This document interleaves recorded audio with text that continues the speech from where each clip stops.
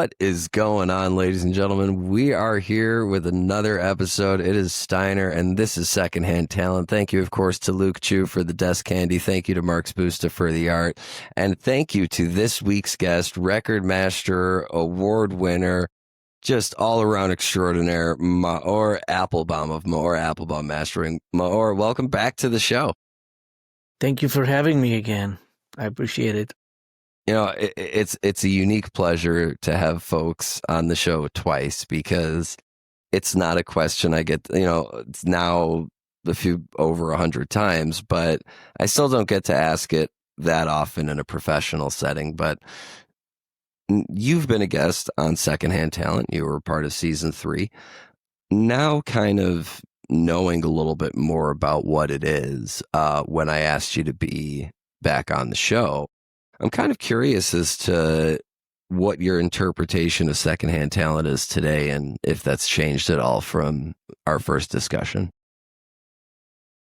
I always like to come with an open mind of what a podcast is. The questions asked really determined what the subject and how we go deep into the details. And some podcasts are for specific trades and some are more generic and, they're more giving you an overlook of what the process of that type of profession. And some are just, going in deep to the specs of stuff. Coming back to this one again is just fun for me. It was fun last time. I hope it's fun this time. I believe it will be. Well, it's really, I wasn't quite sure where you were going with that, and I'm really glad with where that landed. It's nice to hear because that's exactly what we're going for, is something that's not really so hyper specific to genre, even to music, and not something that's so hyper specific to anyone's particular taste, but rather to just share stories of folks who are in the business of helping others enjoy their lives through music and through other forms of art. And it's really great to hear from someone who's been on the show that this kind of does strike that happy medium and trying to find that place to appeals to the wider base who may not really even give a second thought to what record mastering really even is. Like kind of what you were saying, a more substantive interview of rather than an interview specifically about a piece of music or a specific project that they're working on.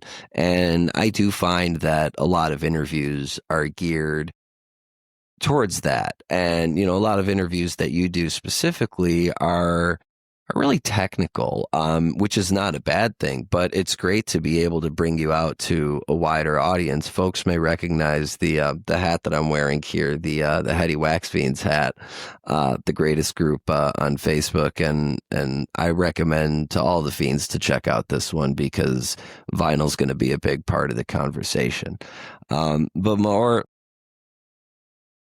it's interesting having someone back because even though we're a little while into the show, it's still new.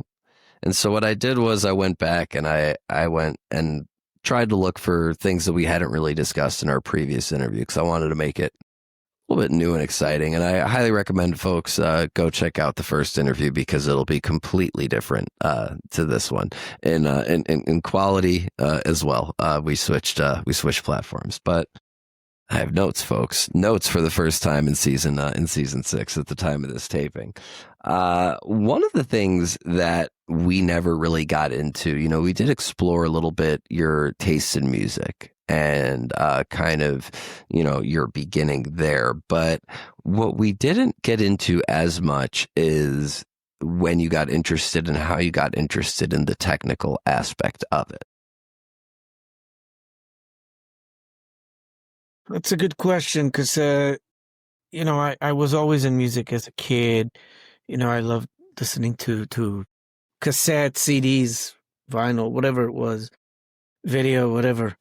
And I had bands of my own that I played in and performed at shows and did some recordings. And I worked doing engineering as well and different positions, from live sound to broadcasting to rehearsals to recording to I was a DJ, I was a music journalist, did a bunch of stuff surrounding all that. And I think mastering kind of came naturally to me because being a DJ at clubs or on radio shows, and being a music journalist kind of gave me the perspective of the outside, how it's presented, how it's received. And then not just as a listener, but someone who reviews it or plays it to people, in the club or on the show. Sorry, my chair is squeaky. Oh, that's fine. Secondhand talent. We'll roll with it. So yeah, that was always there. And then I think that mastering just came as the buffer between them. It's the last part of the creative, artistic, and technical aspects. It's the first technical aspect of the release, creating the CD, the files for the CD and the other stuff.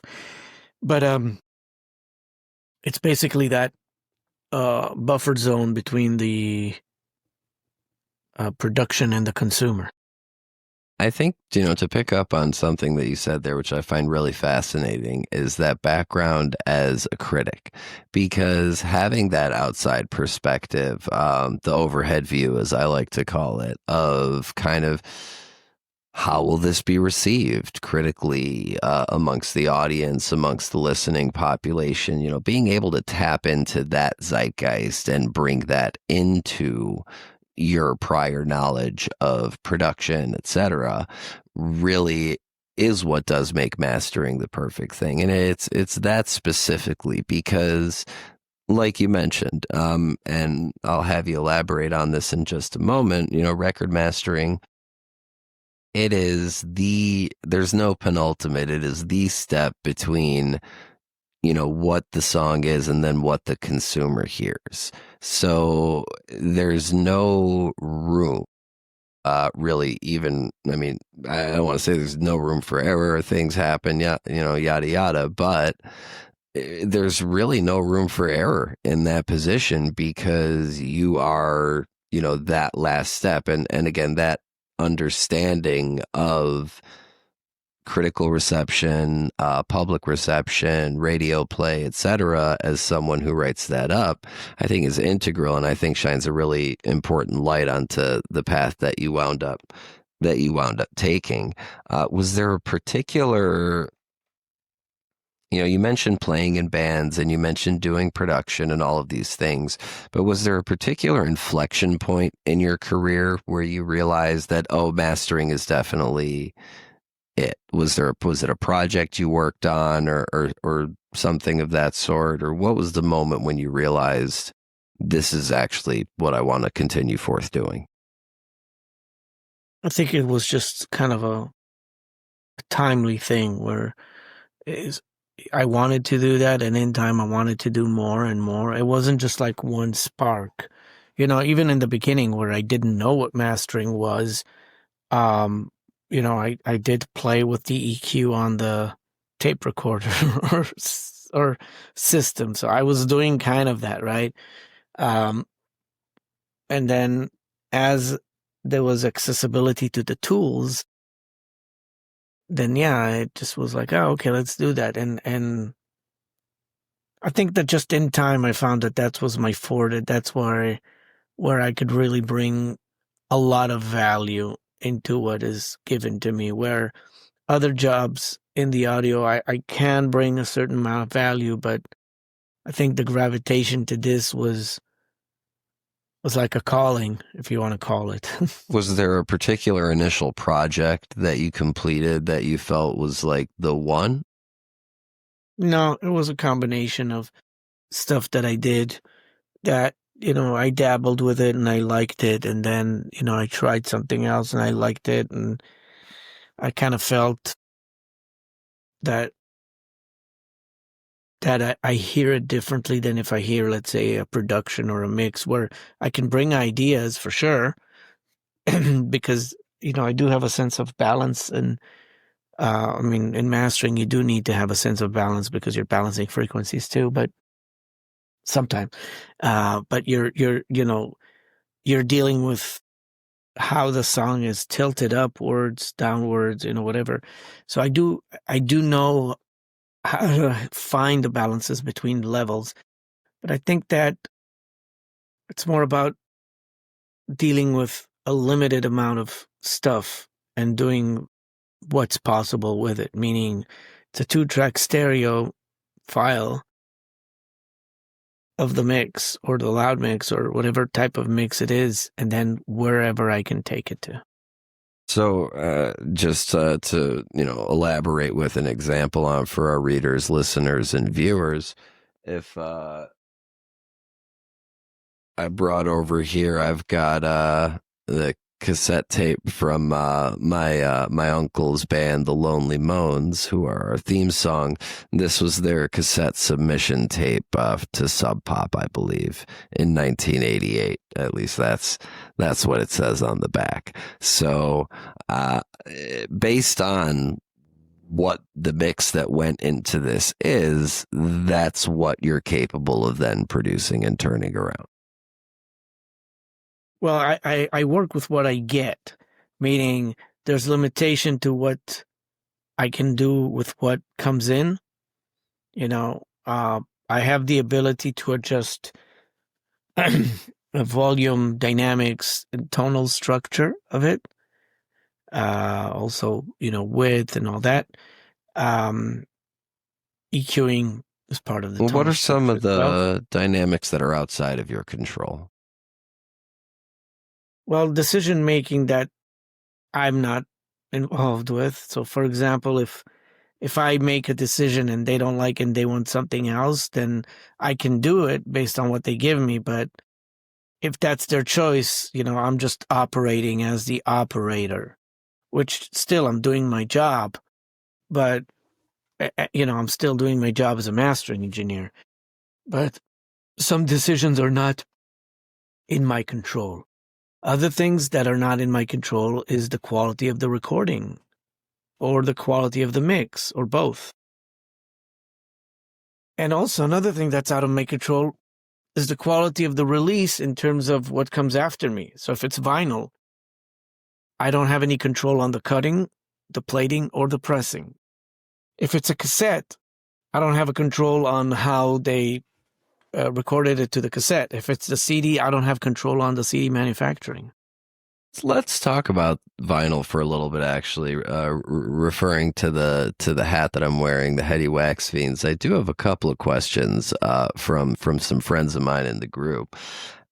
Now, the original Led Zeppelin albums are known for the way that they were pressed, and that every record was said to even tremble from the bass.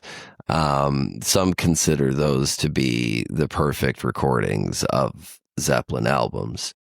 Do you agree or disagree? Because some have suggested that Let It Shake, Rattle, and Roll, that's the template for the way vinyl should be. Or do you feel like it should be different? Vinyl is a physical medium. It's what you call a groove media, okay?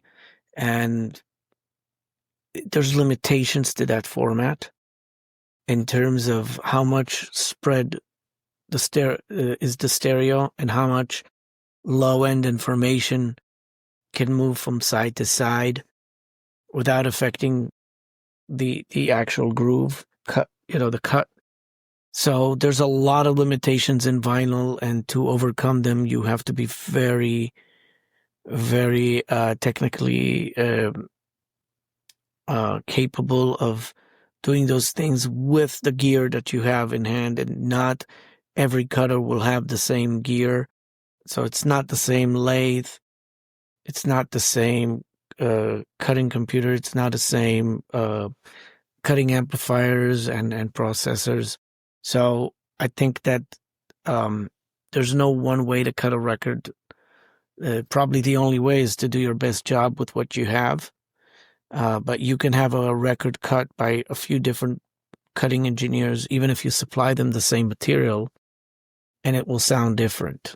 The cut will be different based on their equipment, and their knowledge and the ability to work with what they have. And on the strength of the mix and the master as well. Yes, but that's something that, like I said, if you give them the same one, Fair, yes. they will give you different results based on their equipment and knowledge and the ability to transfer that. Speaking of which, which leads me wonderfully to my next question from my friend Matt Heller. He used the example of Frank Zappa's 200 Motels and how the original mix did not sound good, but the reissue was absolutely magnificent. And I'd love to hear a little bit about how, saying we have the original master, what does it take to bring that brightness and that width out of the mix that the original master did not have? So it's a good question. It's actually very complicated to answer that because a lot of times people call the original, but sometimes the original is not the original. It's a copy of something. And also the opposite, the remaster could be a copy. Sometimes the remaster sounds way different, and the complaint is it's less good. And in some cases, it's not the actual original copy. We're not going to get to my third question yet, but yeah, go ahead. So, it's a chicken and the egg here. There is also a matter of what equipment was used back in the day to create that record, either in vinyl or in CD. And certain things were transferred to digital as is, and they were more fitting in the vinyl way. They were the way they were EQ'd. And then when they were transferred, they sounded a bit different. And then later on, years afterwards, they took the original tapes and then they re-EQ'd them to fit the CD format, or re-EQ'd them also for vinyl on other equipment. But sometimes they could add high end or low end or rebalance it.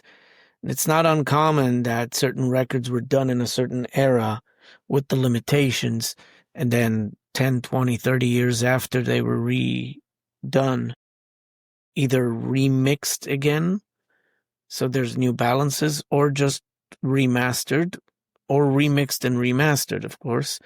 That, if you remix, you're going to remaster it again. And the equipment or the ability to work with new things opened the possibility of improving it. And I've done that, for example, with the band Faith No More. They had a record called We Care a Lot, and it was assigned to an indie label back then. And almost 10 years ago, I think it's probably half years ago, I had the chance to remaster it from the original tapes. And we got more low end, we got more punch, we got more level, of course,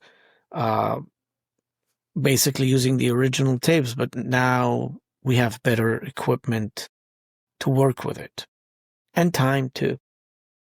Well, in that case where, you have an original that's a classic, what's become a classic album, that then got the remaster treatment. One of my favorite bands, and will be the final question in this segment, one of my favorite bands, God Street Wine, their 1992 album Bag, the only version really publicly available is the 2012 remaster. And my question is there a case where it would make sense for a band to just not put out the original release and only put up a marked remaster? So I'll go back to the Faith No More example. So now if you go online, you'll find most cases you'll find the remastered version. It's called Faith No More We Care a Lot, the Deluxe Band Edition. And the reason you'll find in a lot of cases a remastered version is because there's new contracts that happens with different record labels. And sometimes a major label will, or a subsidiary of that major label will buy the rights for a new version of it, or they'll buy the rights for the original, but now they want to repress it, or reissue it, and to make it more worth for people to maybe buy it, they'll add bonus tracks.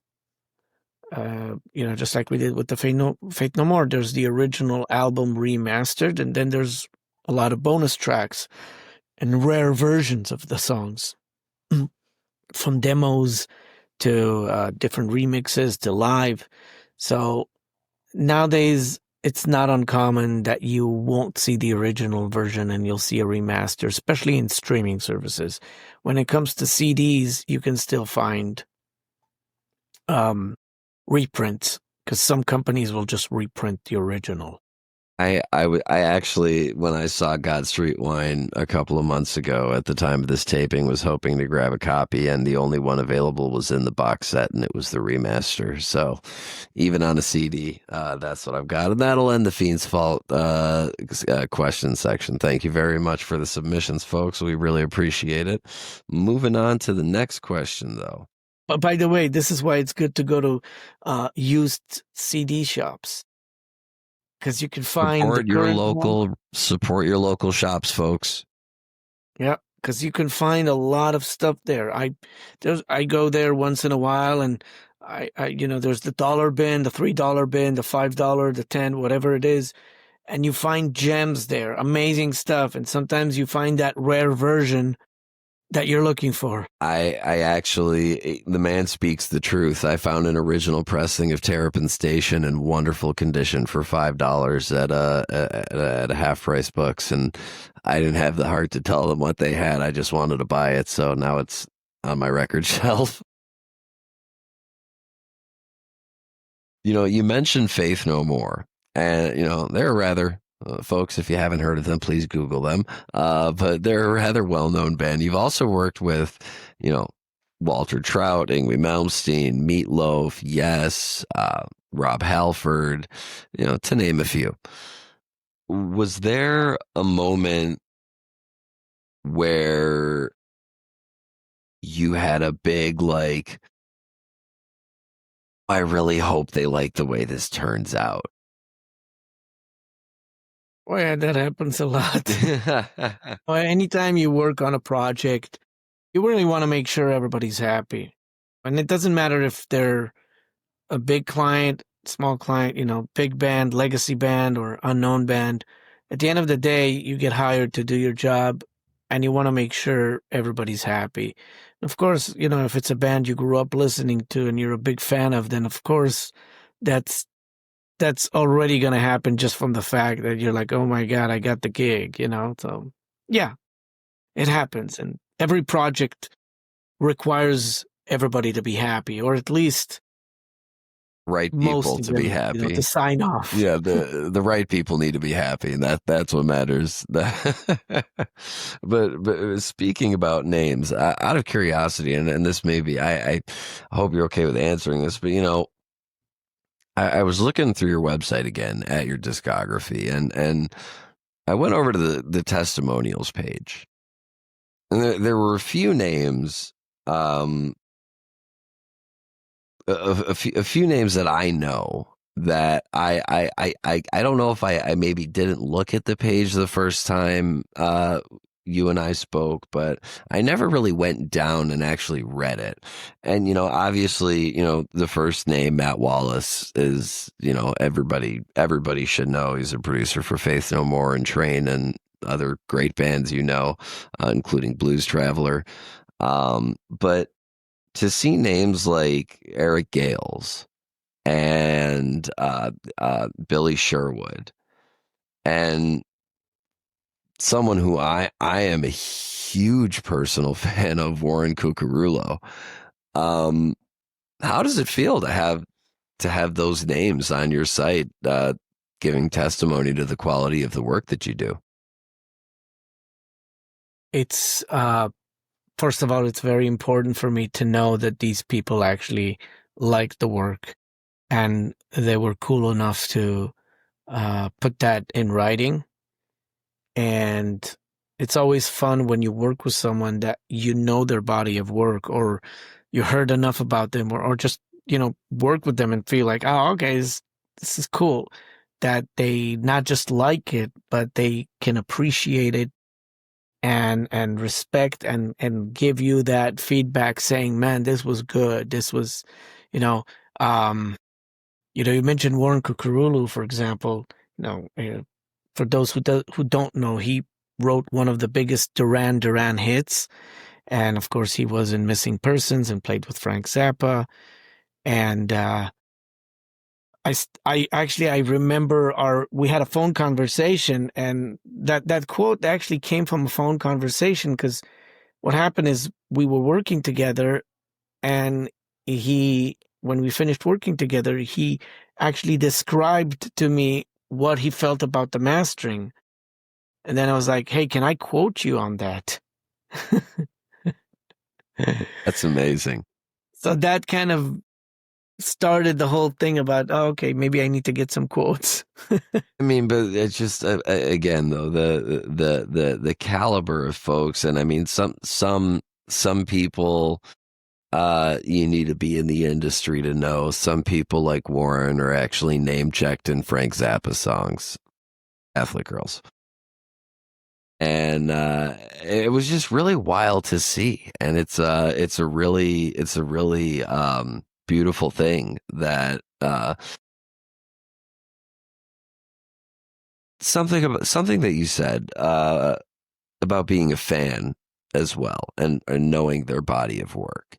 That, I think, is that third ingredient to what we were talking about earlier about, knowing that you're the last stage in the production and the first stage when the consumer hears it, knowing and then and having that overhead view, being familiar with the artist's body of work. I mean, that's a huge advantage when you factor that into those other elements.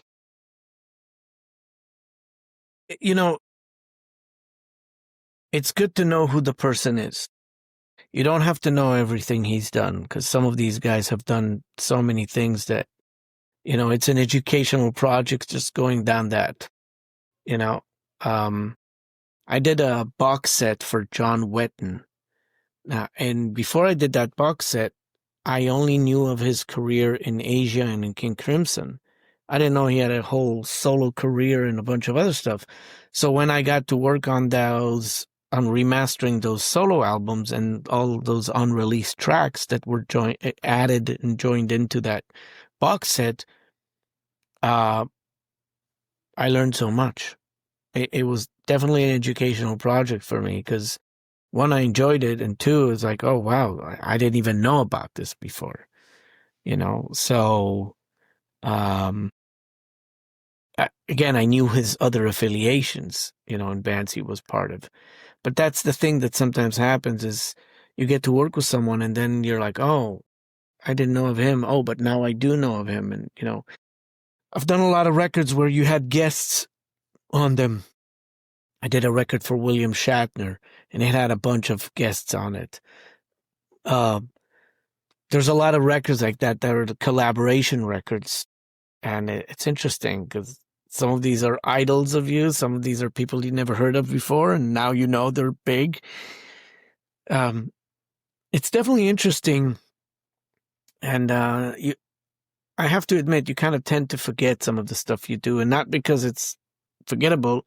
It's because there's volumes of work, and every once in a while you wouldn't remember it, but if someone throws something at it, you might be like, oh, you know what? I did a record like that. Or somebody tells me, and I didn't even know it's them. I'll meet some people and they're like, oh, you did my record. And I wouldn't know that, because when I get the record, I don't know who's involved with it until it comes out. And sometimes I don't even know then who's involved with, because I don't have a copy or I or I haven't seen it. I think we even found out accidentally that you had mastered a tune for my friend Zalman, which is Right. is insane how these paths cross. And you mentioned the project being a learning curve, and I guess I would like to ask you, what record masters do you look up to in your craft? Like, who do you admire in your field? It's a good question, but I have a terrible answer. Everyone who's been doing this for enough time. Okay? Because look, it's not an easy task. Okay? Now, there's records that I like because I like them. Okay? And the mastering engineers on it, I like because their work. But there's also other mastering engineers that I like their work, but it doesn't mean I have to like those records. But I like what they did and what they gave to the profession. Okay? It's like in sports, there's a team, right? And each person is part of that team. Okay? So I look up to all the mastering engineers who basically came before me, or when I'm here and still running, because a lot of them brought amazing things to the table. And sometimes they had a battle to deal with because the client pushes them to areas they might not want to, but they have to supply the work. So that's why I said I have a bad answer, because I can't give you one name. And once I'll give you one name, later on I'll be like, you know what? But I like all these records, and I didn't mention that guy too. And I like these records as well. I feel the same way when people ask me, who was your favorite interview? If I name one, I'm gonna. But you know what? You know who else was? Yeah, I mean, the truth is, they're all my favorite, and it's a bad answer. Like, I absolutely understand, but it's the truth. They're all my favorite. I learn something new in every single interview, and it's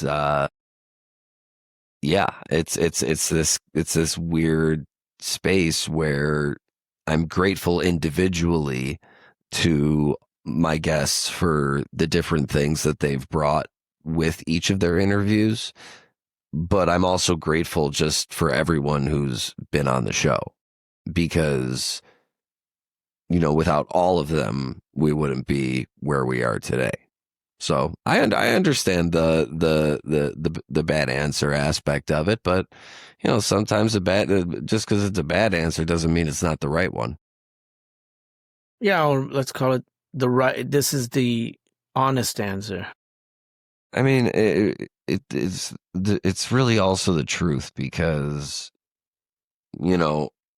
there's personal battles, internal battles, client battles, but there's also technological battles and barriers that masters have been pushing for decades. And it really is an area in the industry that is wholly dependent on who came before, who's currently doing it. You're constantly, I'm sure, learning new things and developing new ideas. And it is somewhat unique in that aspect.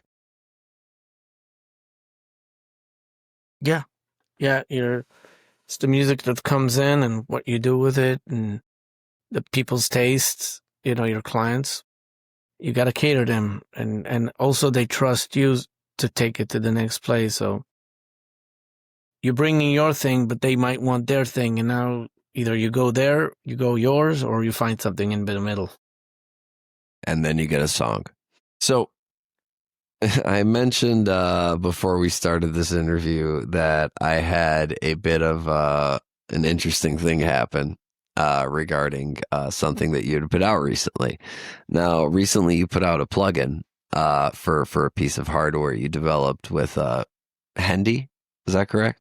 Hendyamps. Yeah, we both of us worked on the product, the oven, and then a few years ago, a company by the name of Brainworks and Plugin Alliance released it. So when I got my computer back and reinstalled the software for my Volt, one of the suggested downloads was your new plugin. And I just thought, I was like, oh, how about that? That's something to talk about next time we chat. And then I went and dug in a little bit further into it. And I'd love to hear a little bit more about the collaboration with Hendyamps, how it started, and what are some of the products that you've created? So, Chris Henderson from Hendyamps and I been working on this collaboration line called the Signature Series with Maor Appelbaum. So Chris has a Hendyamps, that's his own company, and then the Signature Series is the collaborative products that we work together. Currently, we have 7 products.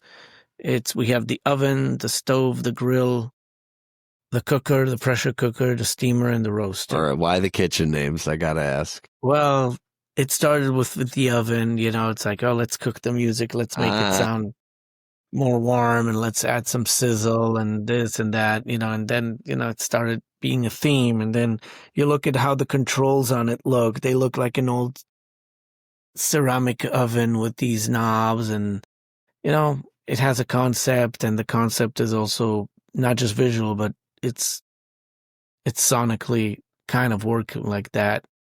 And each unit has its own sound and also some of its own functions. So some functions are similar and some are different. The oven, stove, and grill, they're one family. And then the pressure cooker and the cooker, they're a different family. And then the roaster and the steamer, those are preamps and channel strips. So let's go through each set. Sorry, continue on, please. So the oven, stove, and grill, those are stereo processors that have tone shaping, EQ, coloration, saturation.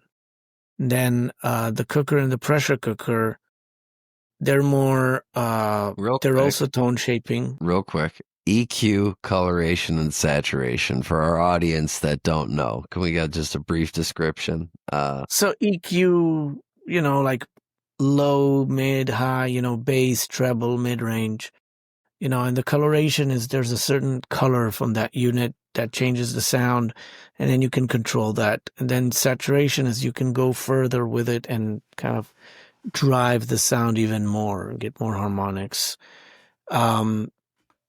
The oven has this really nice weight in the bottom, on the low end. It has a very smooth high end. The stove is very tight and clean and shiny. And then the grill is something kind of in between, has a lot of body in the mids, in the low mids, and some in the mids. It has this thickness, but it's not as shiny like the stove, and it's not as weighted on the lows like the oven. And then there's different functions in each one of them that are separated from each other, so they're only for those units, and there's functions that are similar. And then the cooker and the pressure cooker, those came more from live sound applications, but they found themselves really good for mastering and even mixing. And they have other functions. They don't have the full EQing, 3-band and air EQ. Air is like at the high end. They have more of like the high end, and then there's something in the high end that you can change, and there's different applications for that, and they're different. And then we have the steamer and the roaster. Those are preamps for recording. And for our audience, explain what a preamp is. I actually know what it is, but just...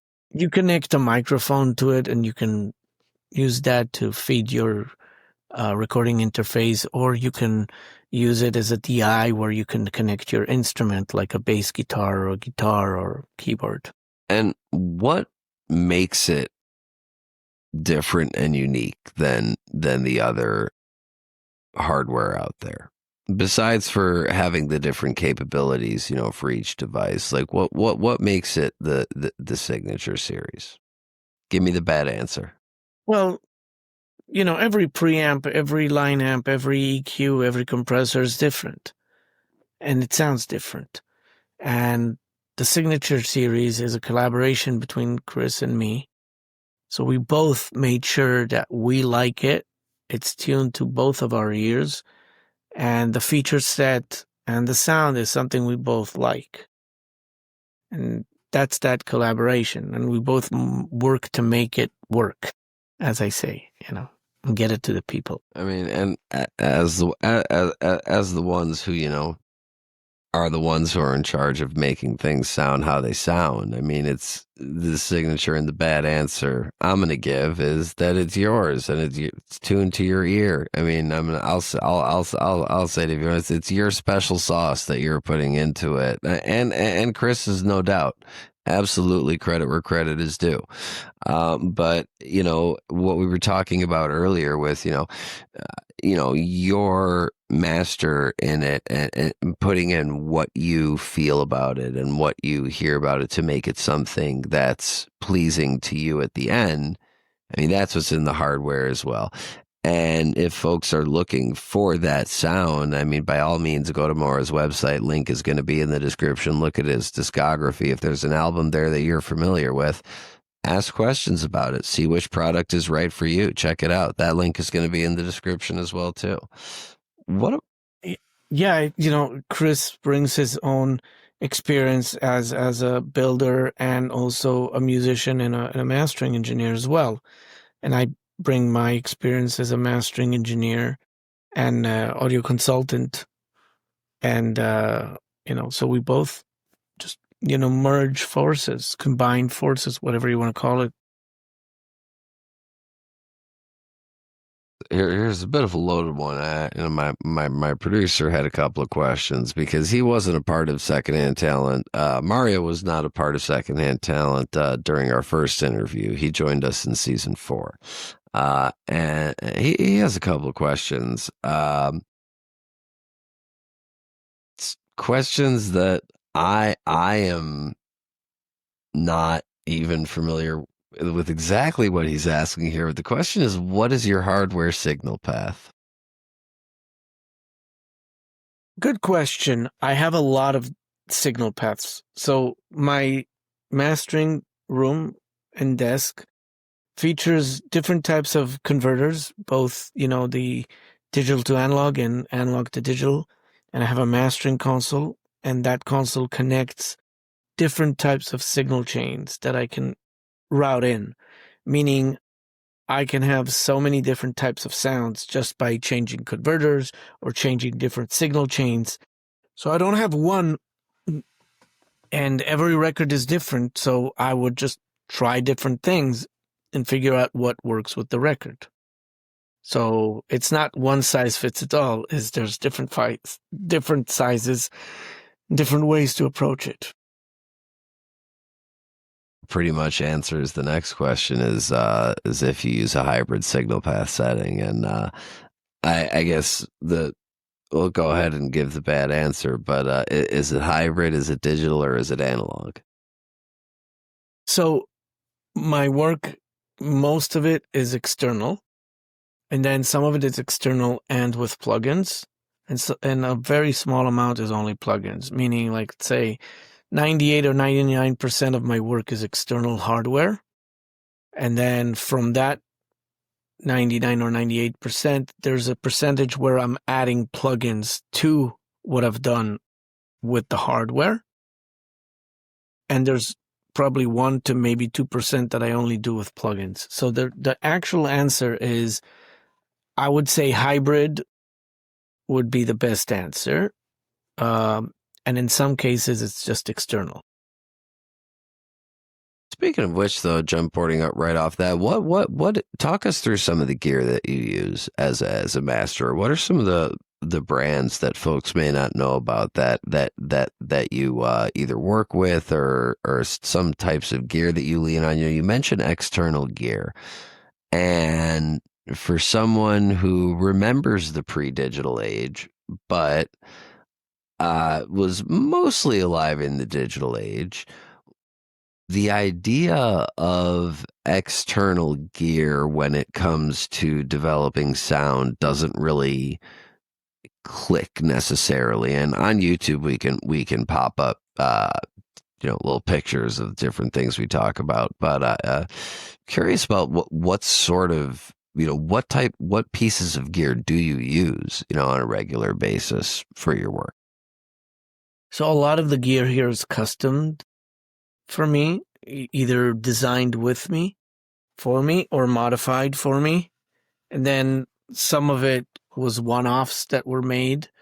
And then I do have other stuff that's more common, like I have a mastering console from Masalek, the MTC-1X. My speakers are PMCs. These ones specifically are IB1s. I have an EQ by Terry EQ, the CEQ1.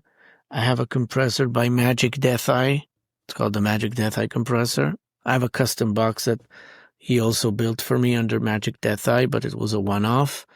I have um I have converters like Lavery converters and JCF converters.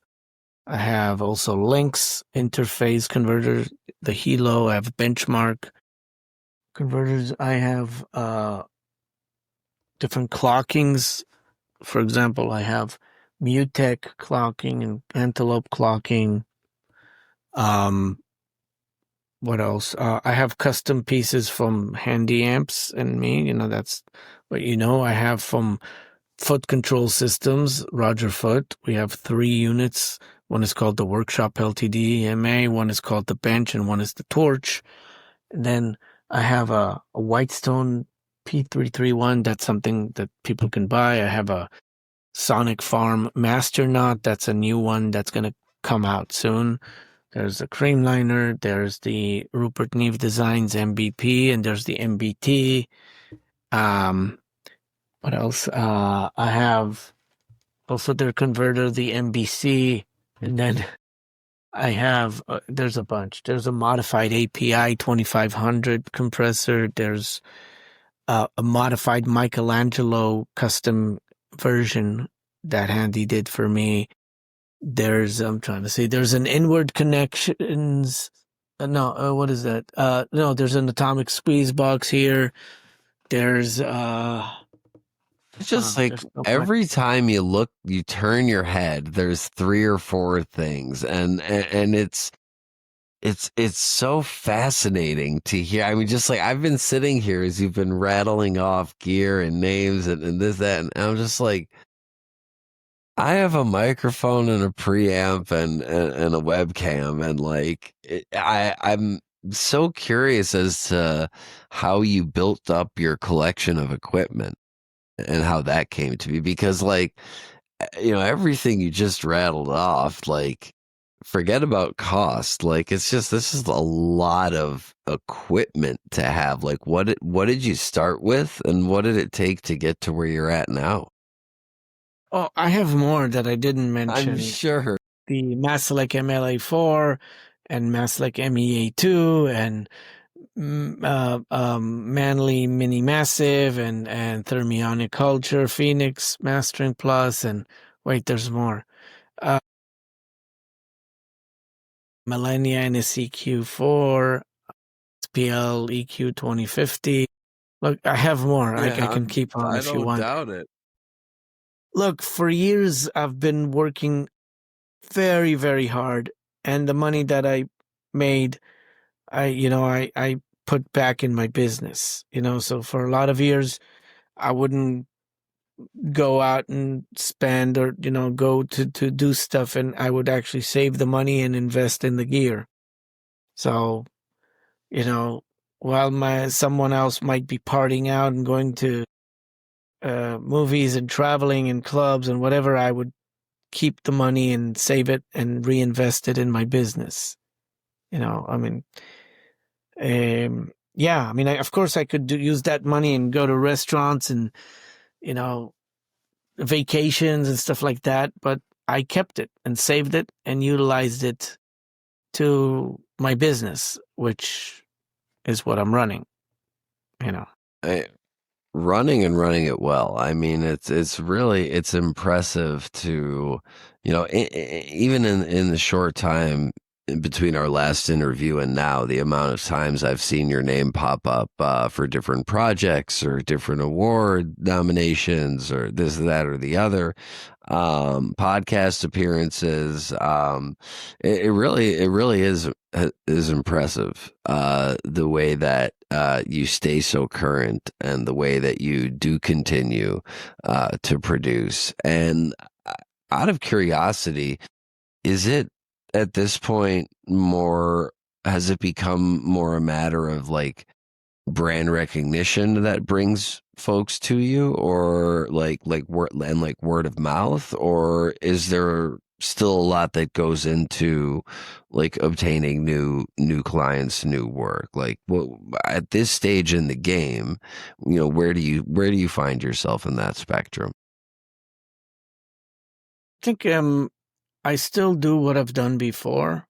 You know, um, there is a word of mouth thing. Yes, people come from that. There is recognition from credits of records I've done. Yes, there's people that you meet along the way. Different places and people make introductions. Yeah, but I still find myself working hard to get, you know, where I'm at, like to keep the ball rolling. You still want to get clients in. You still want to make sure you're doing a good job and having clients come in that are new. And also you want to have repeating clients. In this type of business, you could do a record with someone and they're super happy with the results and the process, and that doesn't mean they're coming back again, because sometimes the producer or mixer or management or label or the band wanted to try someone else. Maybe the budget was different or they just wanted to try. So you got to keep the ball rolling, and to keep it, you got to work as it you need the work, you know? Oh, and that gets back to, something that we were talking about earlier in our conversation about things being outside of our control. And I think that's a really important factor into something to be aware of in business, is that no matter how many accolades you have, or how many people are singing your praises, you know, we have a saying, "It may not neely mealy. If I am not for me, who will be for me?" We always have to be our own best advocate, and it's super important. No matter what your perceived status is by any given, person, any random 10 people on the street. But to be able to put that aside and say, okay, I need to continue on this path and make sure that I'm taking care of business no matter what, not to rest on laurels or rely on any sort of that as a guarantee. Yeah.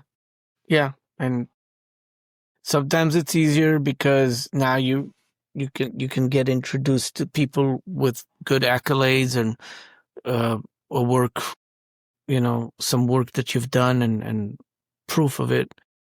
But still, there's people who don't know those records, or even if they do, they don't know who worked on it, and you need to remind them. Or yeah, the hustle is real, and if you're not doing it for you, then you need someone to do it for you, you know. Absolutely. It's like when I talk about secondhand talent, people who are with me all the time hear about it all the time and roll their eyes a bit, and I go, you know what?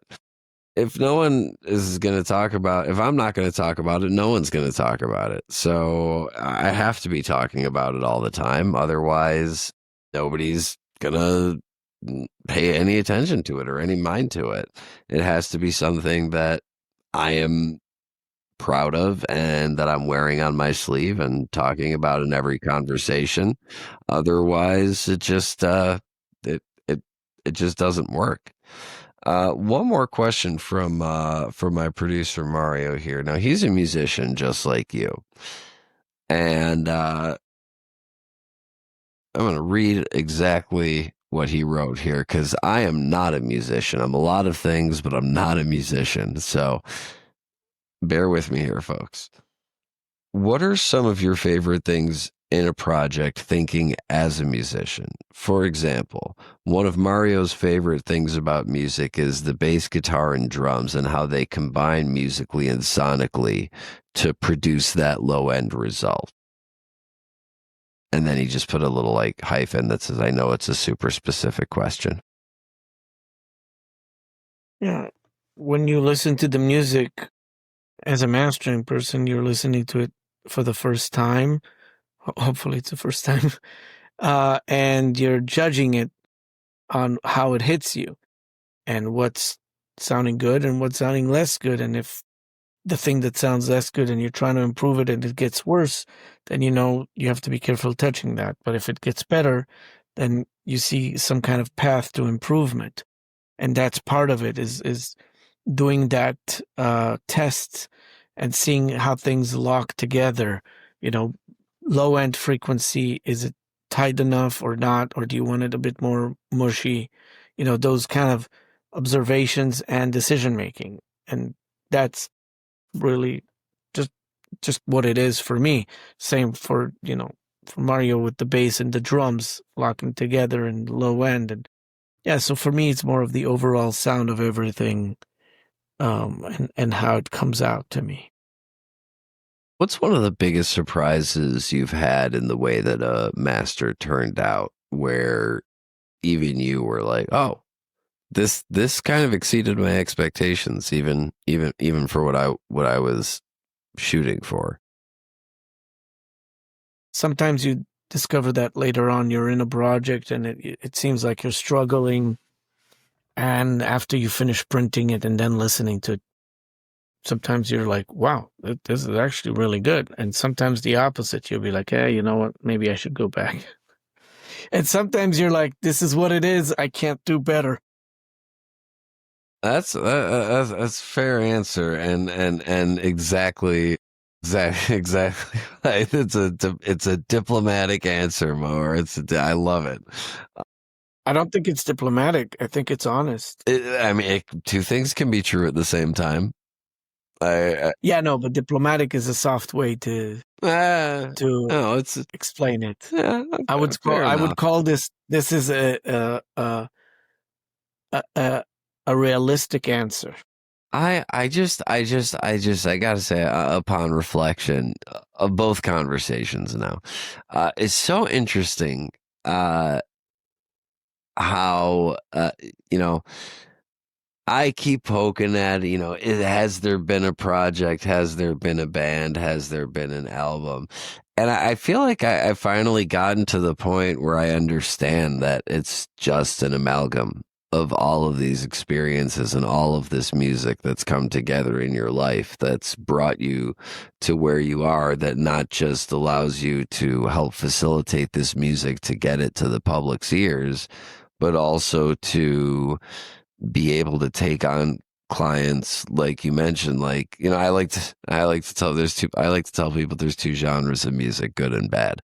And obviously, a job's a job, but it's always nice to work with music that you like. And I think that, I'm really understanding it a lot more, your answer from before about how it's just this buildup of things that have come across your desk that you've turned out, that's created this attitude of it really is about everything.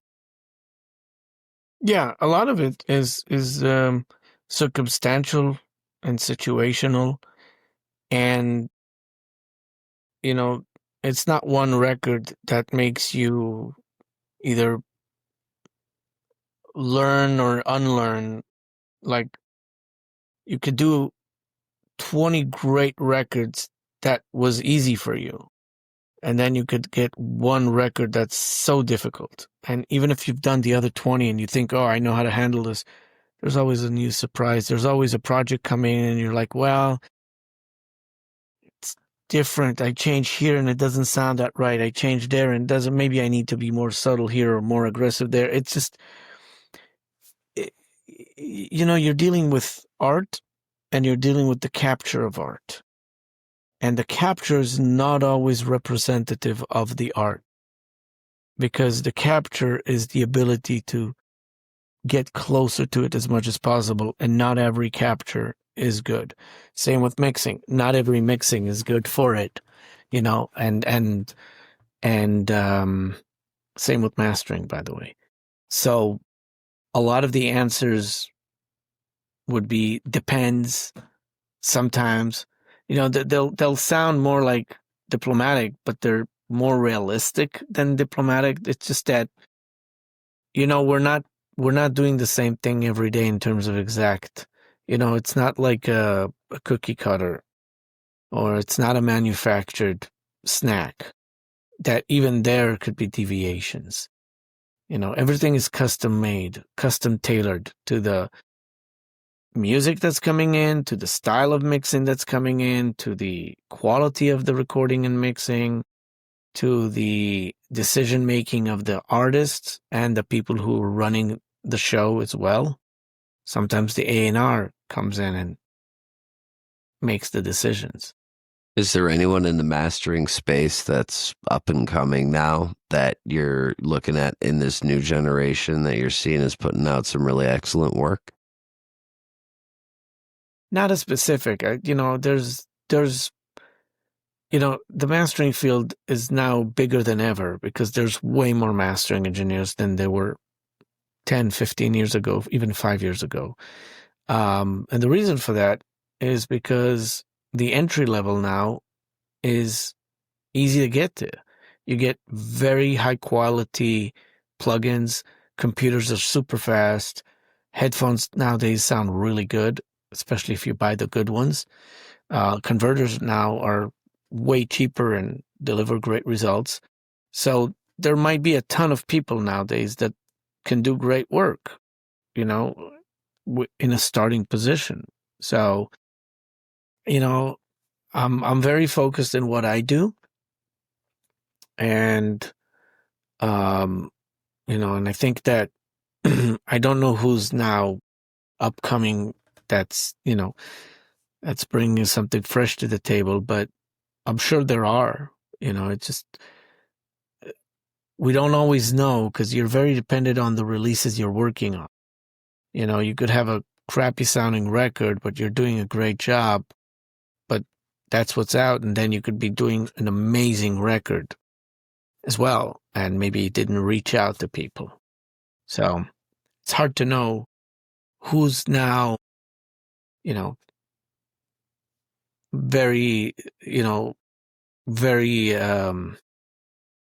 talented and young and starting out, but I'm sure there are, and every once in a while you meet someone probably, or you hear of them and they get accolades or something like that, something to push them. And to close it out, there's a little question that's been on my mind for the last couple of days that I've been wondering. What's some of your favorite music that you listen to on a regular basis? Not talking about music that you've mastered or worked on or anything like that, but just like outside of what you're working on. What's on your playlist? What are you listening to every day? So because I'm very dedicated to my work, most of the music I listen to is the music I work on. And then when I have free time, either I want to have no music, or I'm busy with the kids, doing home stuff. And maybe once in a while, I'll pop in the studio a CD. I still listen to CDs. I actually don't listen to streaming. And I'll just pop in a CD in my CD player. And I have a huge amount of CDs. And I'll just pop something. Oh, let's listen to this. But it doesn't happen every day. Because when I get into a record I'm working on, I'm absorbing it like a sponge. I'm just listening to it. I'm grabbing it in, and to different degrees of how much, sometimes I will know different parts. Sometimes I'll know lyrics. Sometimes but just the sound. But point being is that when you work on music so much, you probably tend to consume it as the music you work on is mostly what you consume. And then if I have the free time, then I'll choose silence.